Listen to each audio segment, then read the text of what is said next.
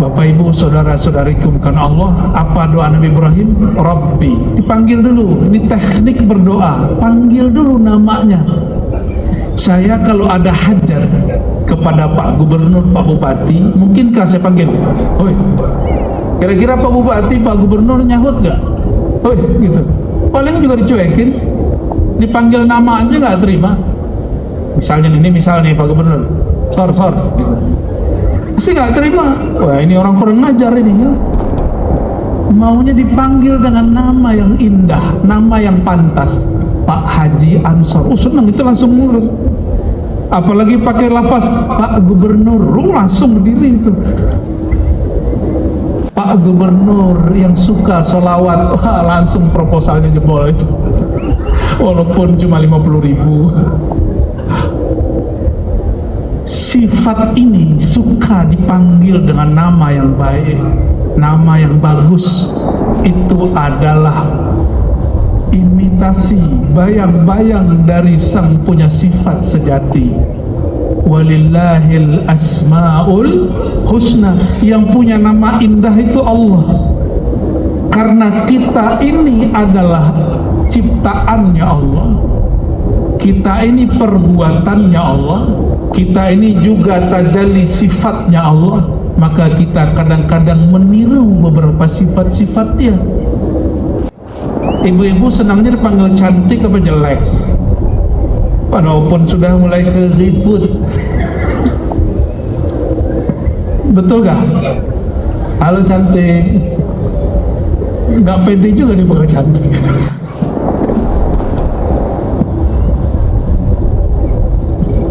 Jadi kita ini senang dipanggil dengan sifat yang indah. Rabbi itu nama jabatan Allah. Nah, itu kalau kira-kira dibahasakan. Apa nama dia? Allah. Jabatannya Rabb, Rabbul Alamin. Segala puji, alhamdulillahi Rabbil Alamin. Segala puji terpulang kepada pemilik alam semesta, pencipta alam semesta. Rabbul Alamin itu nama jabatan kalau sekarang disebut, tapi nggak perlu pemilu. Kalau jadi Pak Gubernur, Pak Bupati mesti pemilu dulu, dipilih oleh rakyat. Kalau orang dari Pulau Karimun ini tidak menyembah Allah, Allah berhenti nggak jadi Tuhan? Bener. Allah perlu nggak sholat kita? Seandainya orang Karimun tidak ada yang haji umroh, kira-kira Allah jadi miskin nggak? Bener. Terus kenapa kalau beramal baru sedikit sudah merasa penting? Sudah ngomong begini, ya Allah, saya sudah doa sekian tahun kok nggak dijawab-jawab. Itu sok penting namanya.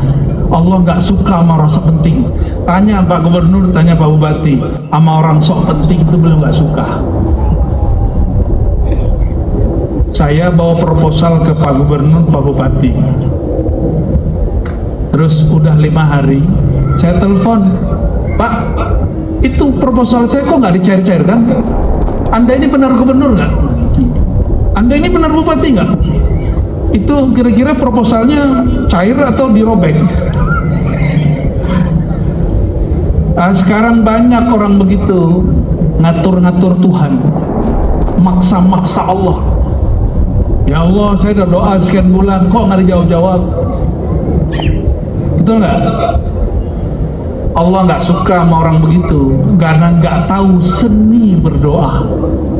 Itu seni jadi berdoa itu ada ilmunya.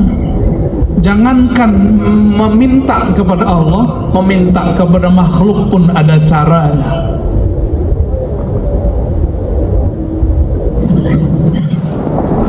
Kami itu satu perang tidak ada lagi hamba yang akan menyembah Engkau di muka bumi. Itu perkataan siapa? Nabi Muhammad sallallahu alaihi wasallam. Maka Allah kemudian menangkan Nabi Muhammad sallallahu alaihi wasallam. Jadi jangan ngancam-ngancam Allah ya. Kalau anakku berhasil, aku puasa. Nah, itu namanya ngancam dengan nazar. Tahu nazar? Tahu nggak Bapak Ibu, saudara-saudariku, nazar tidak pernah merubah takdir. Dan kebanyakan nazar muncul dari orang yang pelit. Kalau saya sukses, saya bagi-bagi duit untuk fakir miskin. Kalau nggak sukses, nggak bagi. Bakhil. Kalau orang Melayu Karimun sebut orang bakhil apa? Apa? Kokek. Tokek. Satu-satu Ibu apa?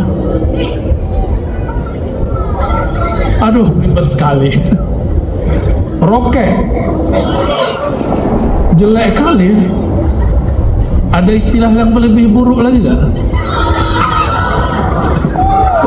Puas.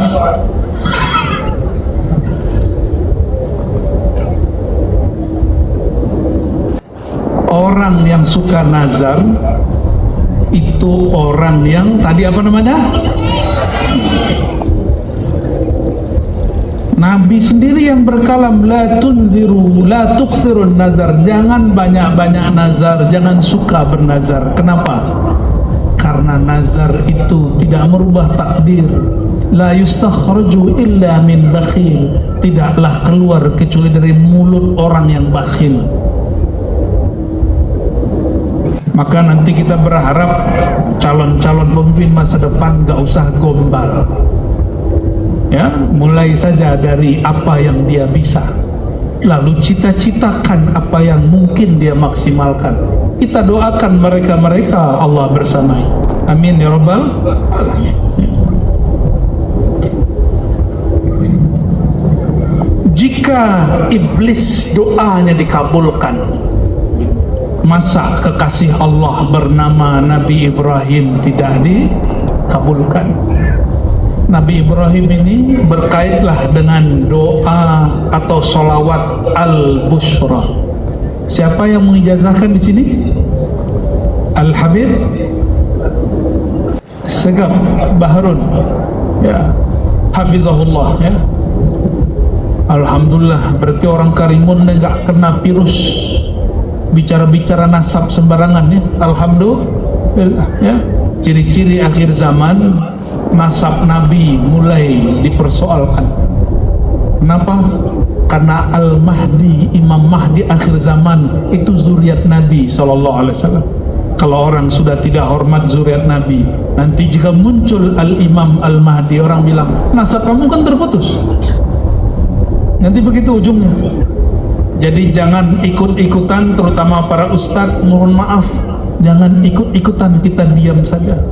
Ya, saya pernah dulu berkomentar walaupun tidak banyak, tapi saya berhenti. Kenapa? Khawatir yang sedang bertengkar itu semuanya zuriat Nabi Muhammad SAW, baik yang pro ataupun yang kontra. Kalau saya kritik salah satunya, takutnya menyakiti salah satu zuriat Nabi Muhammad SAW. Ya. Nabi Ibrahim gelarnya Al-Khalil.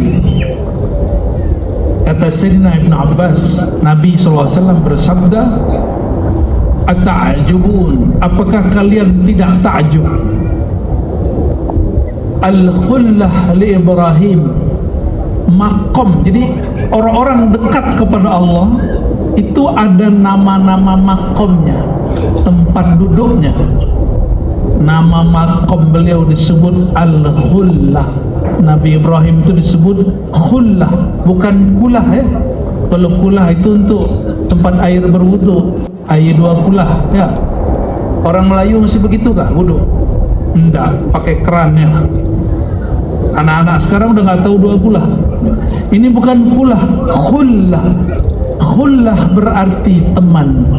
Allah mengambil teman dari makhluknya, tapi teman di situ berarti kekasih, tapi tidak sampai kepada derajat Habib.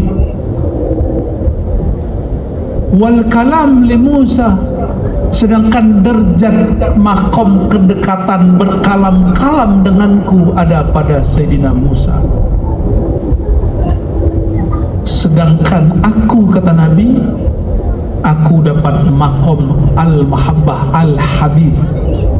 Dari beliaulah diturunkan gelar Sayyid dan Habib kepada zuriat-zuriat beliau, ya. Dan salah satu mukjizat baginda Nabi Muhammad SAW, zuriatnya masih ada sampai sekarang. Itu mukjizat. Jadi zuriat Nabi itu dicek silsilahnya sampai ke Nabi Adam ketemu. Kalau bapak-bapaknya yang bukan Sayyid, paling 3 ke atas habis. Bin Fulan, bin Fulan, bin gak jelas, ya. Tapi kalau Sayyid, Habib dicek sampai ke Nabi Adam bisa dipertanggungjawabkan. Ada kitabnya. Itulah yang Nabi katakan, kullu nasabin inqata'a illa nasabi, semua nasab terputus kecuali nasabku, sallallahu alaihi wasallam. Nabi Ibrahim, beliau mengatakan makomku makom khullah, dan beliau berdoa di dalam surah Al-Baqarah dan beberapa surat lain. Beliau berdoa, Rabbana wab'ath fihim rasula, ya Allah, tolong bangkitkan dari umat mereka ini, orang Arab ini, seorang Rasul. Berapa lama Allah baru kabulkan? 2500 tahun lebih. Bayangkan, Nabi Ibrahim doa 2500 tahun baru muncul.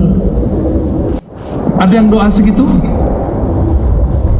Ada yang tahu Nabi Ibrahim baru melahirkan anak dari istrinya umur 80. Pak Gubernur umur berapa, Pak? Maaf, 59, masih muda, ya, masih muda, tapi lebih muda saya.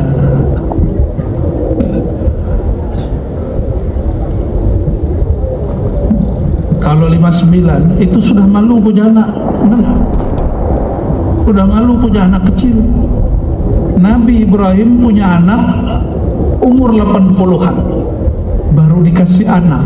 Minta sudah lama, sekali dikasih disuruh sembelih.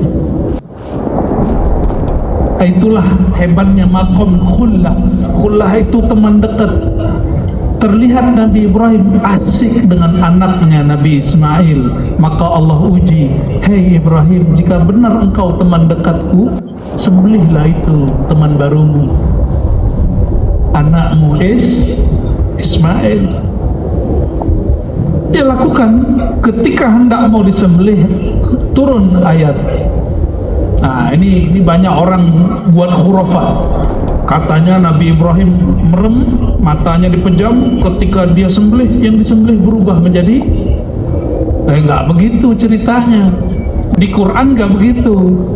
Sebelum Nabi Ibrahim menyembelih, turun ayat bahwa Allah mengubahnya, menggantinya. Nabi Ismail tidak jadi disembelih, disembelihnya bidzabhin azim, dengan hewan yang gemuk, yaitu domba yang sehat. Jadi bukan berubah gitu ya. Itu yang dibayangkan guru-guru ngaji dulu di kampung. Ini mohon diluruskan. Agama kita sangat rasional, nggak ada yang tiba-tiba aneh-aneh, itu nggak ada.